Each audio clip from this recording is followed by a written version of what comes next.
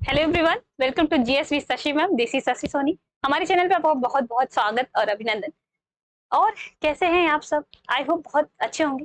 पढ़ाई वढ़ाई बहुत बेहतरीन ढंग से चल रही होगी। देखिए, पढ़ाई के बिना जिंदगी में कुछ भी आप हासिल नहीं कर सकते, बिल्कुल भी नहीं। तो इससे अच्छा तो यही है कि आप पढ़ लें, मेहनत करें, खूब मेहनत करें, बहुत आगे तक जाएं। ठीक है। देखिए, मेरी जो है प्रॉपर वीडियो इस चैनल पे नहीं अपलोड हो पा रही क्योंकि अभी अदर चैनल की क्लासेस लगातार ले रहे हैं।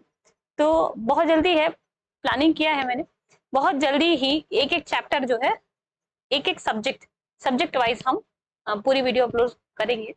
ठीक है। तो सबसे पहले मैं कोशिश करूंगी कि आपको छोटे छोटे वीडियोस के माध्यम से पहले बायोलॉजी कंप्लीट करा दूं, जिसमें मैंने घटना चक्र का वीडियो जो है शुरू कर दिया है डालना। ठीक है। वो हम पूरी बुक करेंगे, उसकी पूरी बुक कंप्लीट करेंगे, वो बायोलॉजी वाला पोर्शन। फिर हम फिजिक्स देखेंगे, केमिस्ट्री देखेंगे। ठीक है। उसी क्रम में चलिए आज हम पढ़ लेते हैं बायोलॉजी का ही एक चैप्टर, टैक्सोनॉमी पढ़ेंगे शुरू से ही, वर्गीकरण पूरा पढ़ेंगे, प्लांट का, एनिमल्स का कैसे वर्गीकरण हुआ है। ठीक, उसको देख लेते। तो सबसे पहले हम जो है बायोलॉजी कंप्लीट करेंगे, फिर अदर सब्जेक्ट की तरफ चलेंगे। ठीक, स्टैटिक, जीके वगैरह, करंट अफेयर, सारी चीजें धीरे धीरे एक एक करके आती रहेंगी। देखते रहें। तब तक चैनल को जो भाई सब्सक्राइब करो, ज्यादा से ज्यादा संख्या में आप शेयर करें, थोड़ा हमारा परिवार बढ़ाने की कोशिश करें। चलिए आइए स्टार्ट। सबसे पहले आज हम देखेंगे, क्या देखेंगे? आज हम पढ़ेंगे थोड़ा सा बायोलॉजी की स्टार्टिंग। ठीक है। कि बायोलॉजी बायोलॉजी की बात करें अगर, बायोलॉजी, ठीक है। देखिए, बहुत ज्यादा जो है साइंस में आपके तीन पोर्शन, बायोलॉजी साइंस के तीन पोर्शन, पहला फिजिक्स, केमिस्ट्री और बायो। इस वाले पोर्शन से बहुत ज्यादा क्वेश्चन पूछता है। ठीक, किसी भी एग्जाम में आप ले लो, रेलवे है, एसएससी है, ठीक, कोई भी एग्जाम ले लो, तो सबसे ज्यादा वेटेज इसी टॉपिक का रहता है, बायोलॉजी का रहता है। इससे ज्यादा मेजर जो है क्वेश्चन आते हैं। तो सबसे पहले हम इसको कवर करेंगे, फिर हम फिजिक्स और केमिस्ट्री की तरफ चलेंगे। तो देखें, अगर बायोलॉजी की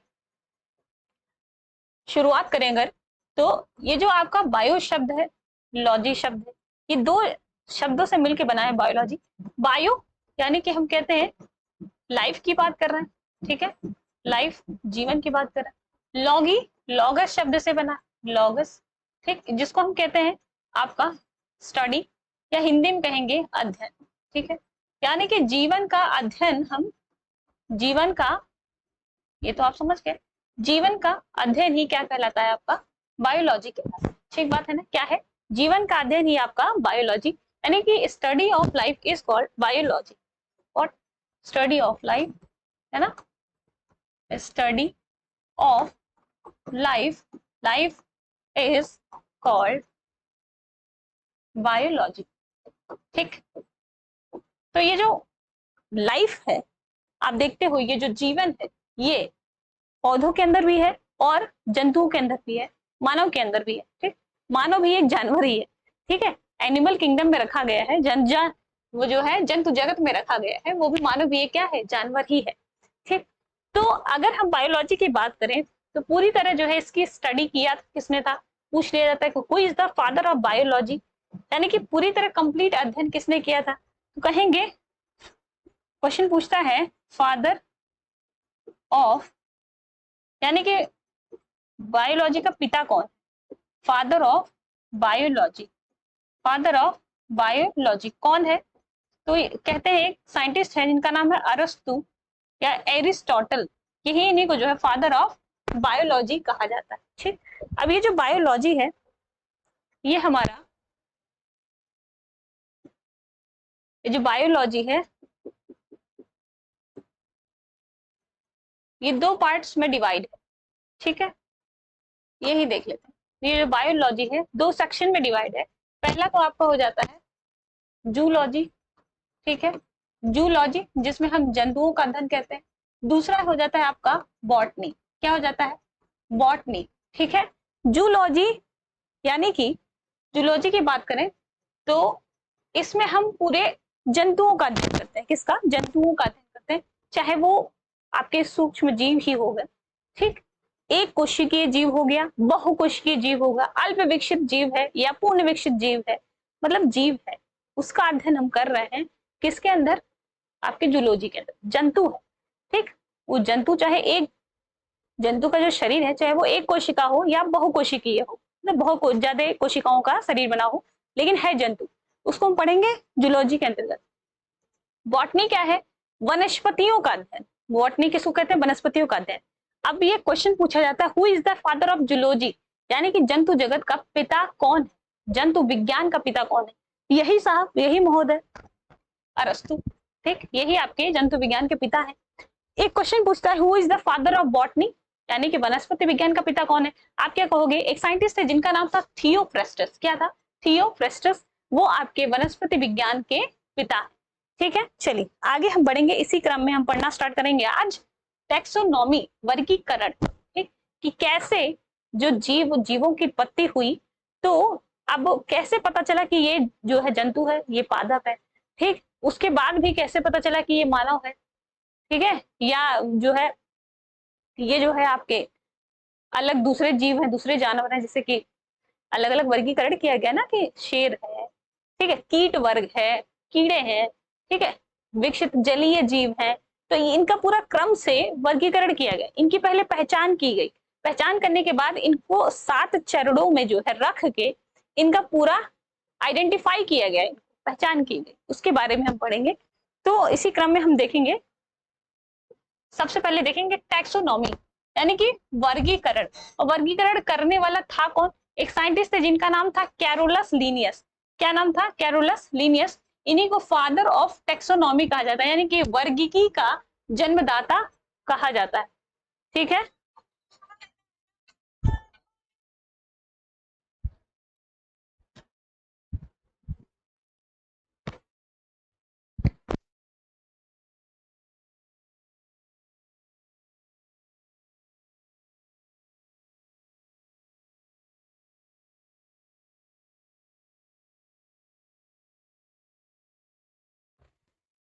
चलिए, इसमें हम देख रहे थे फादर ऑफ टैक्सोनॉमी कौन है, कैरोलस लीनियस, ठीक है।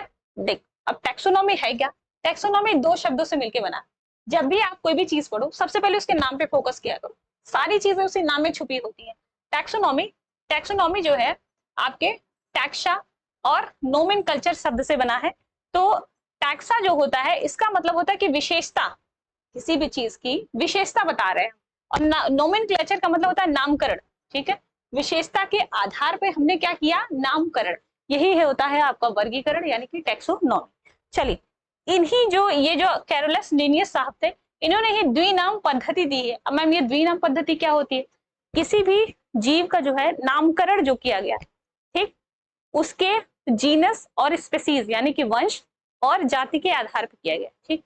हमारी पहचान क्या है, हम होमो सैपियंस है ना, हम क्या है, होमो सैपियंस है। मानव की पहचान क्या है, कि वो होमो सैपियंस है। कैसे पता चला, उसकी जीनस और स्पीसीज के आधार पर रखा है। अब ये जो होमो है, ये आपकी जीनस है, सैपियंस आपकी जाति हो गई, ठीक। ऐसे ही प्लांट्स का ही है, प्लांट्स का, मटर की बात करें, उसको कहते हैं पाइसम सटाइवम, तो पाइसम जो हो गया वो वंश है, सटाइवम जो हो गया वो उसकी जाति, ठीक है। अगर हम बात करें मेंढक की, ठीक, दूसरे जीव की बात करें मेंढक की, तो वो तो उसका नाम होता है राना टिग्रीना। चलिए यहाँ पे देखते हैं नेक्स्ट स्लाइड पे, यहाँ पे देखेंगे ये राना टिग्रीना, तो राना जो है उसकी वंश है और टिग्रीना उसकी जाति है, ठीक। मेंढक की बात कर रहे हैं, ये द्विनाम पद्धति की बात कर रहे हैं, ठीक। होमो का क्या हो गया, वंश, और सैपियंस क्या हो गया, उसकी जाति।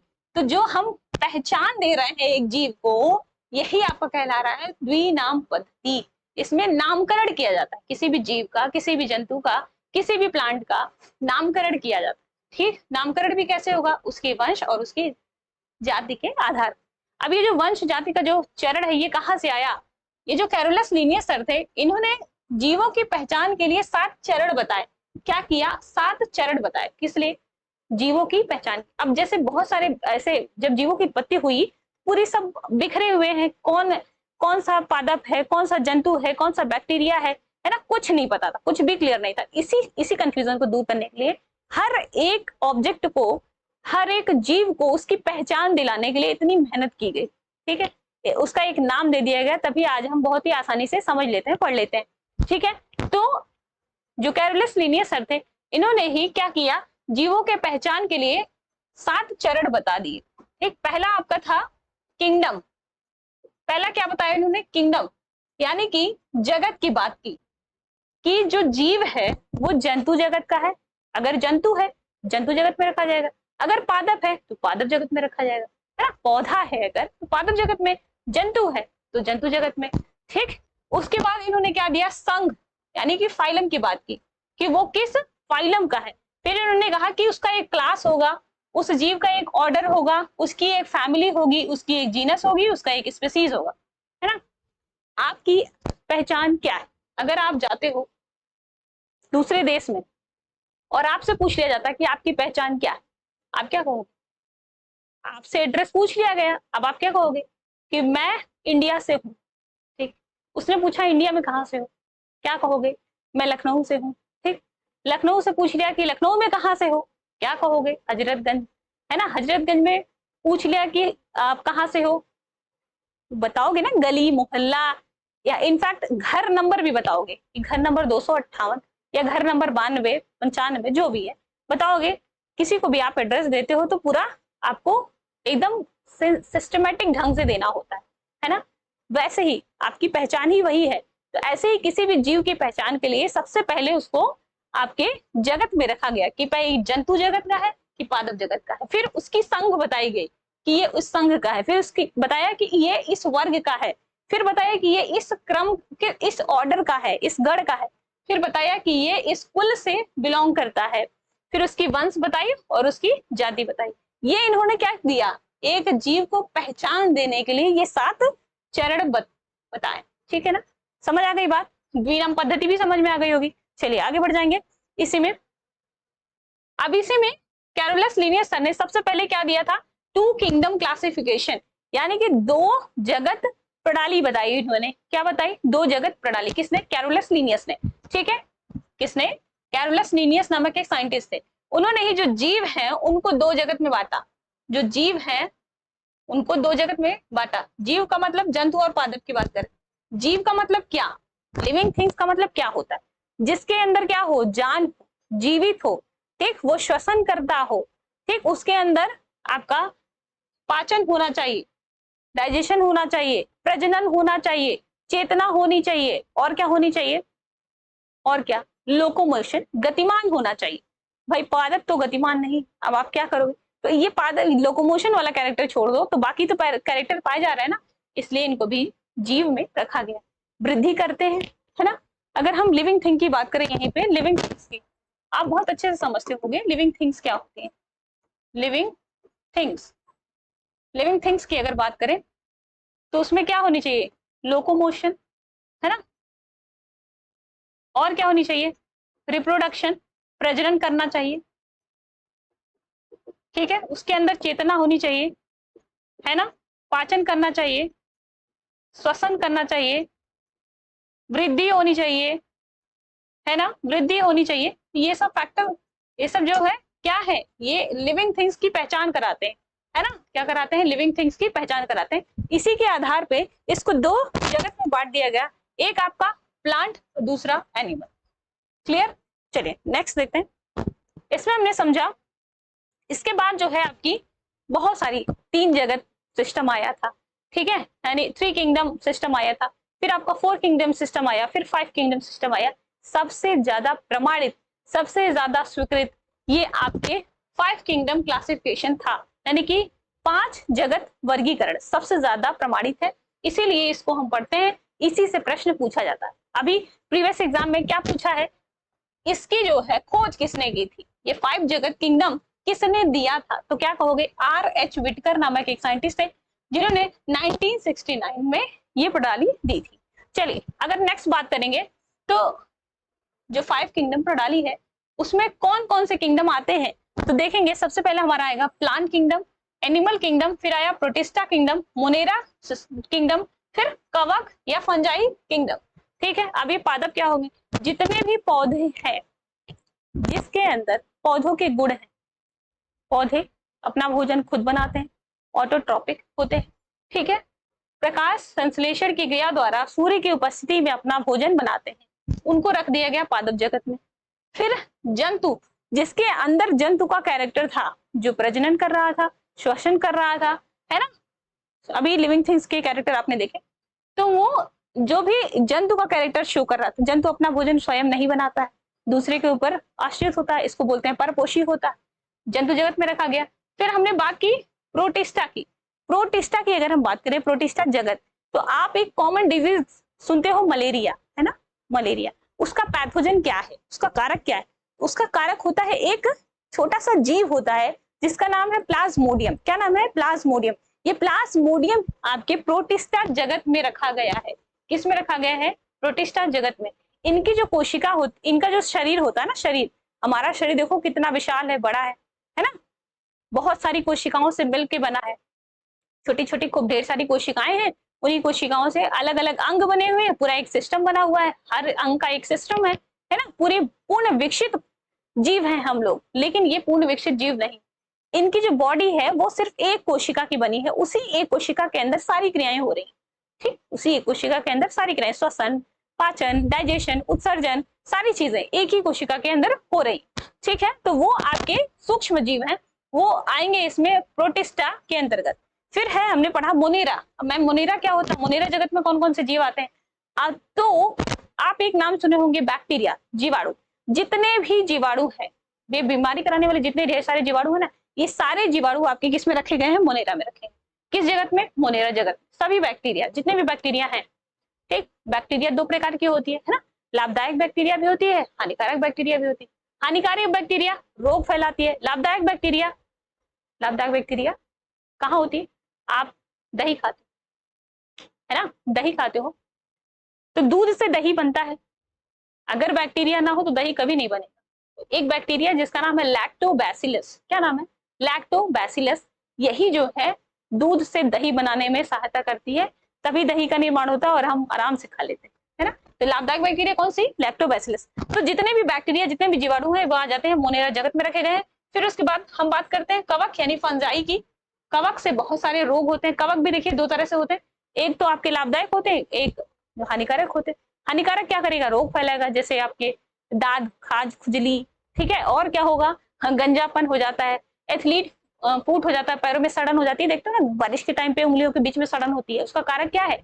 यही फंजाई, ठीक है। चलिए आगे देखेंगे हम। तो फफूंद की बात कर रहे हैं, कवक की बात कर रहे हैं। कवक खाते भी हैं, मशरूम खाते होंगे, बहुत लोगों का फेवरेट होगा, है ना। जो मशरूम आप खाते हो वो भी एक फंजाई ही है, तो वो खाने योग्य, ठीक है। तो लाभदायक भी है, हानिकारक भी है, ठीक है। तो हम बात कर रहे हैं फंजाई की। आप देखते हो कि खाना सड़ जाता है, 2-3 दिन आप रोटी रख दो तो उसमें फफूंद लग जाती है। ब्रेड को खुला छोड़ दो, ब्रेड को, तो ग्रीन ग्रीन सी परत जम जाती, वो क्या है? फफूंद, कवक, ठीक। तो वो सारे, वो भी एक जीव है, किसमें रखा गया है? फंजाई वाले किंगडम में रखा गया। क्लियर? चलिए आगे बढ़ेंगे। नेक्स्ट हम देखेंगे, पढ़ेंगे हम एक एक को डिस्कस करेंगे बहुत अच्छे से, ठीक है ना। सबसे पहले देखेंगे हम मोनेरा किंगडम। क्या देखेंगे? मोनेरा किंगडम देखेंगे, ठीक है। सबसे पहले पढ़ते हैं Monera kingdom. Monera kingdom, Monera kingdom, Hindi में भी नाम सेम है, परेशान नहीं होंगे ज्यादा। Monera kingdom. चलिए मोनेरा किंगडम की बात करें तो इसमें क्या कह देंगे? सबसे पहला पॉइंट क्या है? All bacteria are present. क्या लिखेंगे? All bacteria are present. All bacteria are present, मतलब सभी जो बैक्टीरिया है ना, इसी में आती, सभी जीवाणु उपस्थित, सभी जीवाणु उपस्थित होते हैं, मतलब जो जितने भी जीवाणु हैं सब मोनेरा जगत में रखे गए। चलिए आगे देखेंगे, इसी में बात करेंगे हम। क्या देखेंगे? कहेंगे कि जो इसमें, इसकी जो कोशिका कैसी होती है? प्रोकैरियोटिक होती है, यानी कि अब बात आती है प्रोकैरियोटिक सेल और यूकैरियोटिक सेल की। कोई भी जीव है उसमें दो प्रकार की कोशिकाएं पाई जाती है, एक प्रोकैरियोटिक, एक यूकैरियोटिक। प्रोकैरियोटिक मतलब अभी अल्प विकसित है, ठीक है। क्या है? अल्प विकसित है, यानी कि जो कोशिका के अंदर बहुत सारे कोशिकांग पाए जाते हैं, जैसे आपका mitochondria, Golgi body, endoplasmic reticulum, ठीक है। तो इनके अलग अलग कार्य भी हैं, ठीक है। सेंट्रोसोम है और आपके रिक्तिका है जिसको कहते हैं वैक्यूल, ठीक। तो ये इन सबके अलग अलग कार्य हैं जो एक कोशिका के अंदर पाए जाते हैं। ये सारे जो प्रोकैरियोटिक विकसित नहीं होते, अल्प विकसित होते हैं। यूकैरियोटिक में पूर्ण डेवलप होते हैं, यानी कि पूर्ण विकसित होते हैं। ठीक बात है ना, यहाँ तक चीजें क्लियर होंगी, इसी में समझते चलेंगे। तो इसकी जो बैक्टीरिया की जो शेल होती है वो प्रोकैरियोटिक होती है, पूरी विकसित नहीं होती। इसके अंदर केंद्रक पाया जाता है, लेकिन वो केंद्रक अभी शुरुआती स्टेज में होता है, अल्प विकसित केंद्रक होता है। ठीक है, चलिए इसी में समझेंगे हम। क्या कहेंगे? प्रोकैरियोटिक सेल होती है। कैसी सेल होती है? लिखेंगे प्रोकैरियोटिक सेल होती है। क्वेश्चन पूछ लेगा जीवाणु के अंदर कैसी कोशिका होती है, प्रोकैरियोटिक, यूकैरियोटिक, दोनों या कोई? क्या कहोगे? प्रोकैरियोटिक। Is that clear? चलिए आगे देखेंगे। कोशिका भित्ति की बात करेंगे। पूछ लेता कि इसकी जो सेल वॉल है ना, इसकी सेल वॉल, ये एक बैक्टीरिया है, ठीक है। ऐसे इसके फ्लाजिला निकला होता है जो मूव कराने में इसको हेल्प करता है, ठीक है।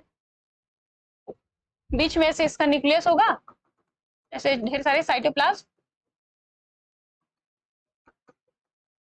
ठीक है। और एक जो है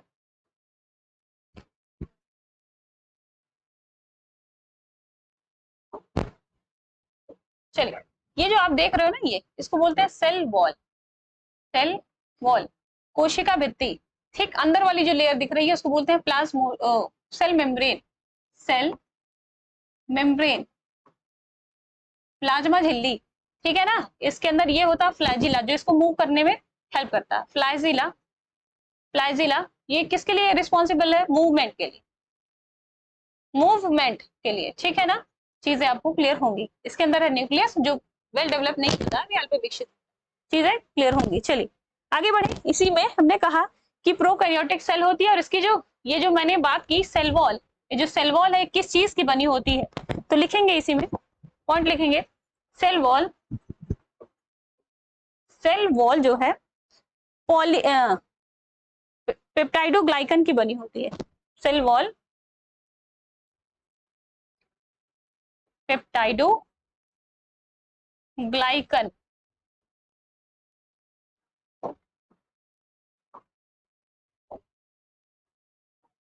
की बनी, ठीक है। किसकी बनी होती है? पेप्टाइडोग्लाइकन की बनी होती है, ठीक है। चलिए अब इसकी जो है आकार जो है लिखेंगे, बैक्टीरिया 4 आकार में होता है। बैक्टीरिया 4 आकार में होता है, में होता है, ठीक है। कौन कौन सा आकार? पहला देखेंगे रॉड शेप, पहला होता है रॉड शेप।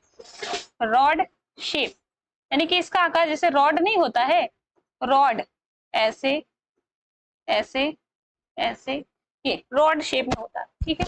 नेक्स्ट देखेंगे, अगर नेक्स्ट देखेंगे तो होता है, उसको कहते हैं दूसरा वाला कोकस। क्या बोलते हैं? कोकस।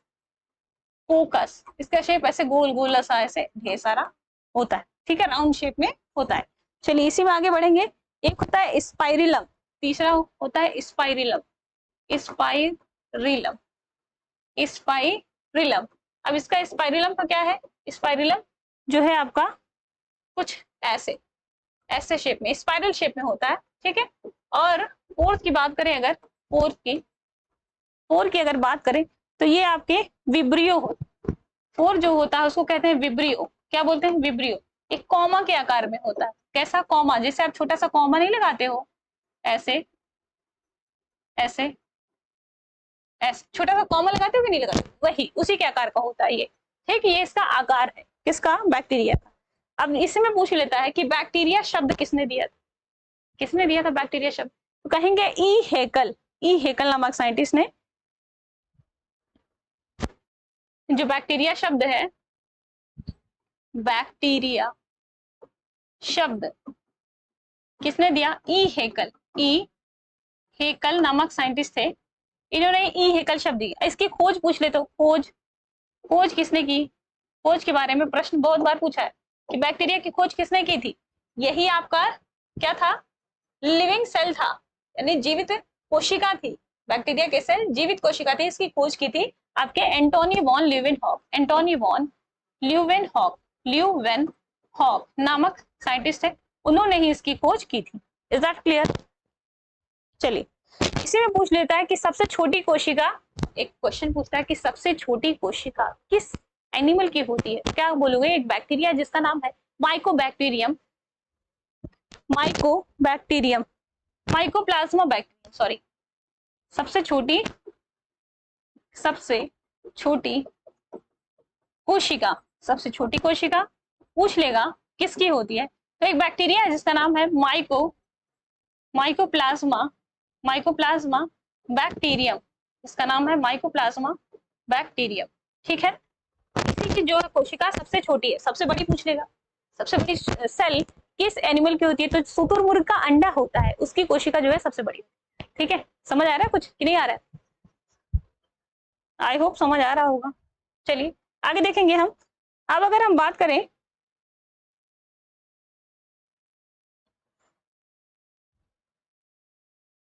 हमने क्या देखा यहाँ पे, एक चीज और समझा दें यहीं पे। ये जो हमने बैक्टीरिया देखा था ना, इसी के अंदर कुछ डीएनए के धागे होते हैं। ठीक है, डीएनए के क्या होते हैं? ये यहाँ पे ना, ये जो आप न्यूक्लियस देखा ना, इसी में छोटे छोटे छोटे छोटे ऐसे डीएनए के धागे होते हैं। ठीक, क्या होते हैं?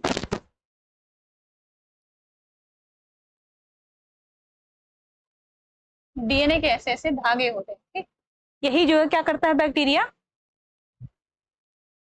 बैक्टीरिया जब हमारी बॉडी में प्रवेश करता है तो हमारी डीएनए से कांटेक्ट बना लेता है, हमें कर देता है बीमार अच्छी तरीके से। ठीक है, चलिए आगे बढ़ेंगे। इसी में हम आगे बढ़ेंगे, अब पढ़ेंगे प्रोटिस्टा।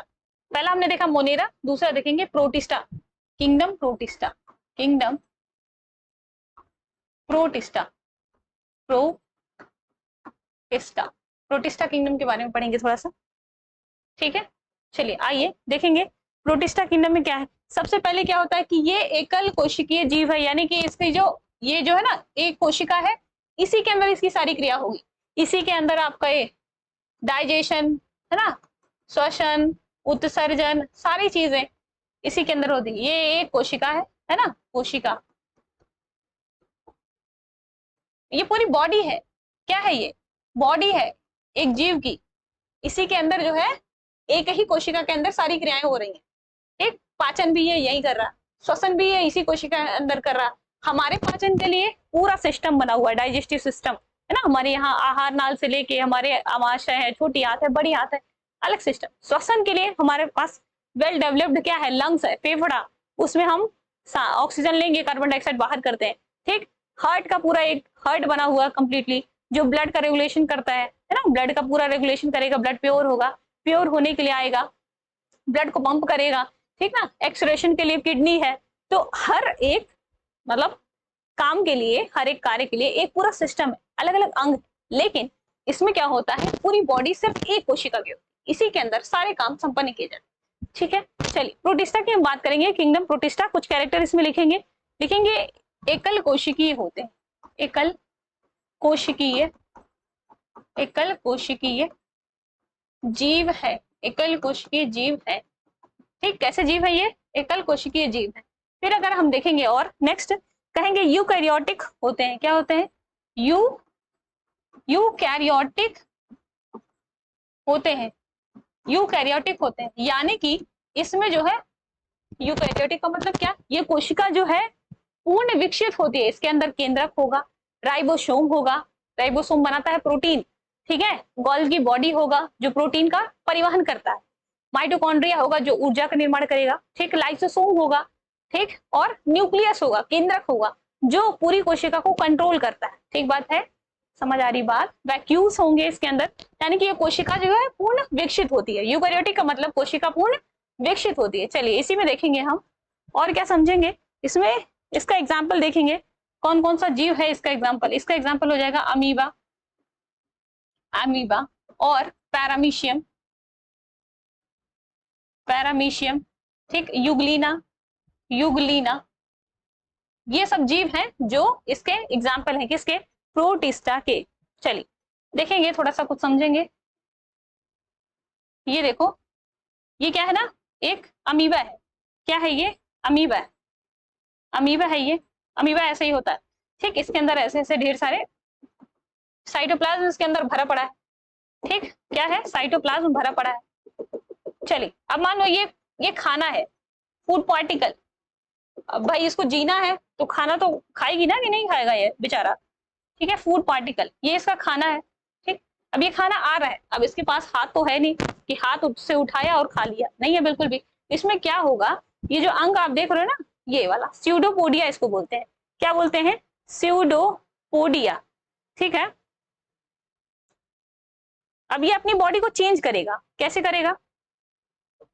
देखिए, अब ये क्या करेगा, अपनी बॉडी को चेंज करेगा। यानी कि ये वाला जो पार्ट आप देख रहे हो ना, ये वाला जो पार्ट आप देख रहे हो, ये तो पूरा इरेज हो जाएगा।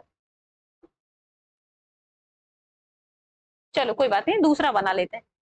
तो ये देखो, अब ये ऐसे बनेगा, ठीक है। अपने पार्ट को चेंज करेगा।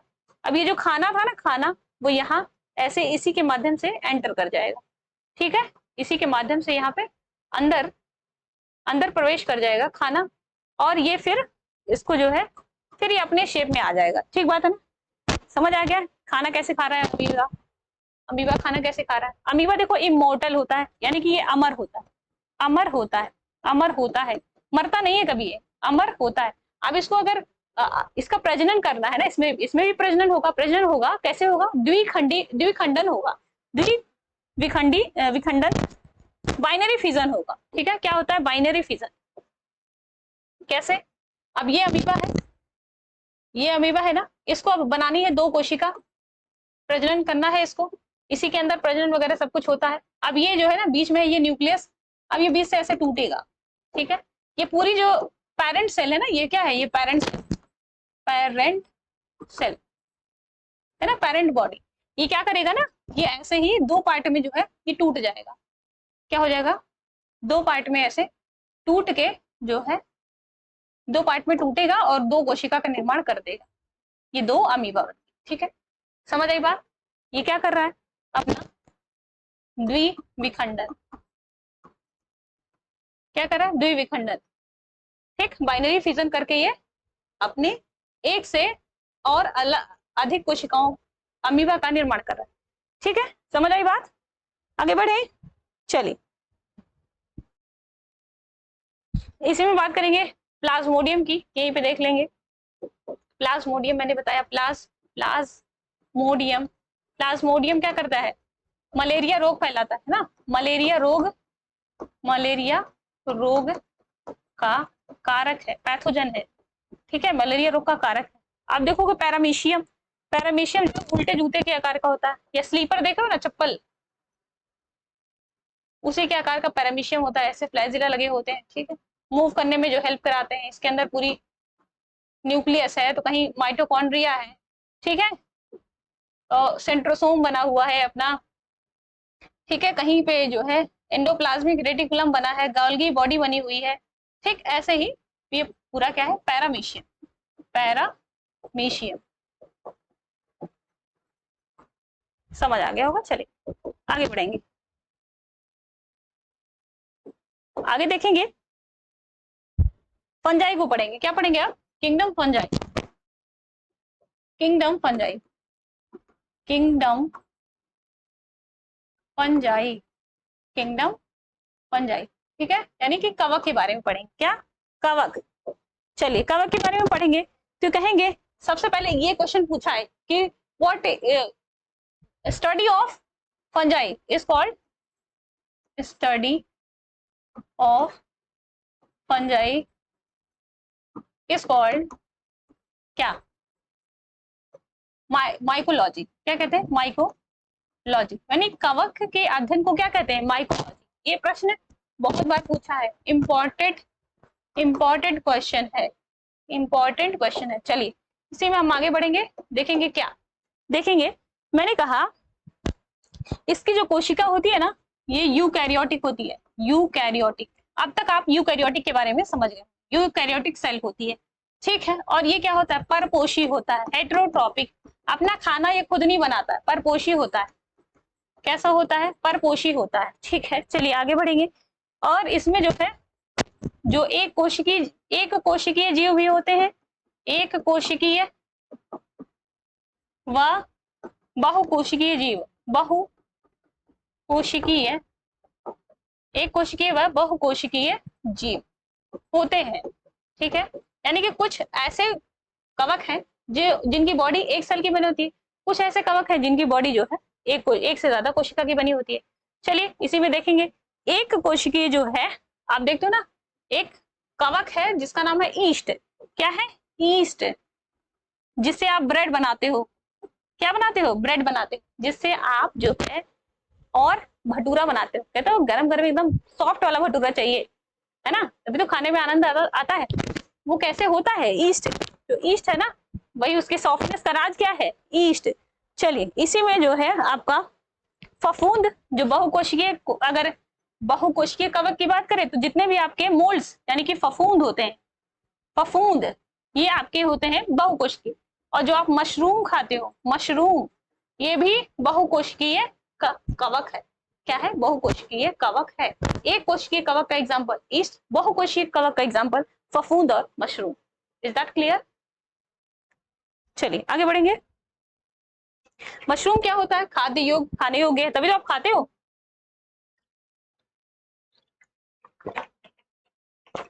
कुछ मशरूम जो है जहरीले भी होते हैं, जिसका सेवन नहीं किया जाता। चलिए आगे बढ़ेंगे इसी में फटाफट से। एक क्वेश्चन पूछा जाता है, ठीक, देखेंगे क्या? फंजाई प्लस आपका एल्गी, एल्गी मतलब कवक की बात करें, ये मिलके क्या बनाते हैं? लाइकेन बनाते हैं। क्या बनाते हैं? लाइकेन। लाइकेन जो है ये प्रदूषण का सूचक होता है। क्या? प्रदूषण, किसी क्षेत्र में अगर प्रदूषण है तो बताता है ये प्रदूषण का सूचक है। ठीक है, किसी क्षेत्र में अगर प्रदूषण बहुत ज्यादा है तो कहाँ, किससे पता चलेगा? इसी लाइकेन के माध्यम से पता चलता है, क्योंकि लाइकेन प्रदूषण वाले क्षेत्र में नहीं उगते। ठीक है ना, ये क्वेश्चन पूछा है, थोड़ा सा ध्यान देंगे। चलिए इसी में हम देखेंगे क्या, इसमें पूछ लेता है कि जो कवक की सेल वॉल होती है, सेल वॉल किसकी बनी होती है? तो सेल वॉल काइटिन की बनी, काइटिन, ये प्रश्न पूछा है, काइटिन की बनी, बहुत रिपीटेड क्वेश्चन है।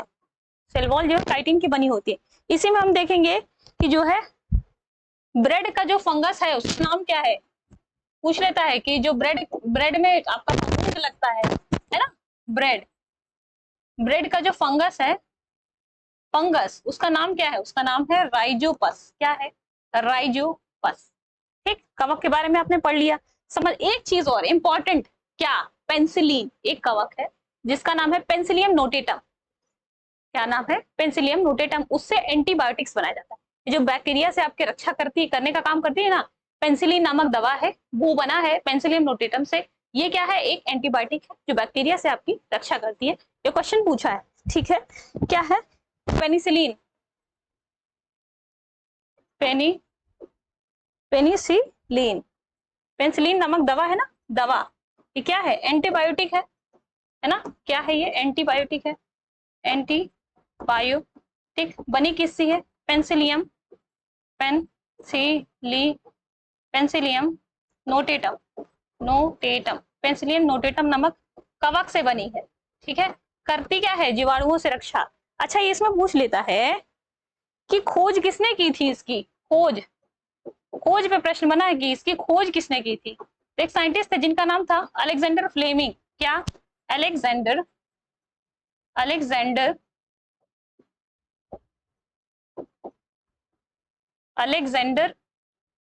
फ्लेमिंग। क्या थे? Alexander Fleming. इन्होंने ही इस पेंसिलिन की खोज की थी। समझ आई बात? चलिए आगे बढ़ेंगे। अब पढ़ेंगे प्लांट किंगडम। क्या पढ़ेंगे? Plant kingdom, plant kingdom. ठीक है, प्लांट किंगडम। अब मिलते हैं नेक्स्ट सेशन। ठीक है, मिलते हैं नेक्स्ट डे, नेक्स्ट सेशन में। आई होप आपको क्लास जो है पूरी तरीके अच्छे से समझ में आई होगी। ज्यादा से ज्यादा शेयर करें, ज्यादा तक बच्चों तक जोड़े। ठीक है, हमारा जो यूट्यूब फैमिली है उसको बढ़ाने का कष्ट करो भाई। फ्री में नॉलेज दिया जा रहा है, सीखें आप। ठीक है, चलिए मिलते हैं नेक्स्ट सेशन में। तब तक के लिए थैंक यू क्लास।